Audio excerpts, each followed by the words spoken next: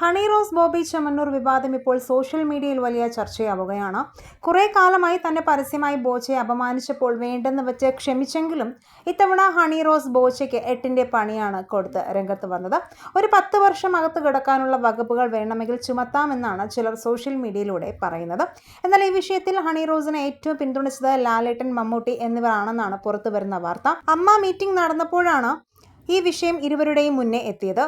ചില വീഡിയോകൾ കണ്ട ഉടൻ തന്നെ ഇതിനെതിരെ എന്തുകൊണ്ട് ആക്ഷൻ എടുത്തില്ല എന്നും ഏത് ബോച്ചയായാലും സ്ത്രീകളെ അപമാനിച്ചാൽ അതിനെതിരെ പ്രതികരിക്കണമെന്നും പറഞ്ഞതിന് പിന്നാലെയാണ് ഹണി റോസ് കേസ് കൊടുത്ത് മുന്നോട്ട് പോകാനുള്ള തീരുമാനം എടുത്തതെന്നാണ് വരുന്ന വാർത്തകൾ. ഹണി റോസിനെ പിന്തുണച്ച് നടിയുടെ പരാതിയും തൻ്റെ ഇൻസ്റ്റാഗ്രാമിൽ സ്റ്റോറി ഷെയർ ചെയ്തിരുന്നു.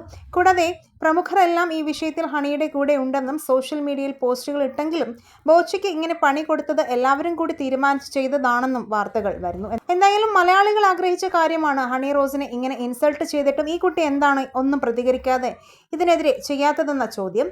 എന്നാൽ ഇപ്പോൾ ആ പരാതിയെല്ലാം ഹണി തീർത്തു കൊടുത്തു എന്ന് തന്നെ പറയാം. ഈ വീഡിയോയിൽ നിങ്ങൾ തരുന്ന ഓരോ ലൈക്കും ഹണി റോസിനുള്ളതാണ്. കാരണം സ്ത്രീ ശക്തി എന്താണെന്ന് കാണിച്ചു കൊടുത്ത ഓഫ് സ്ക്രീൻ മാസായാണ് ഈ വിഷയത്തെ കാണുന്നത്.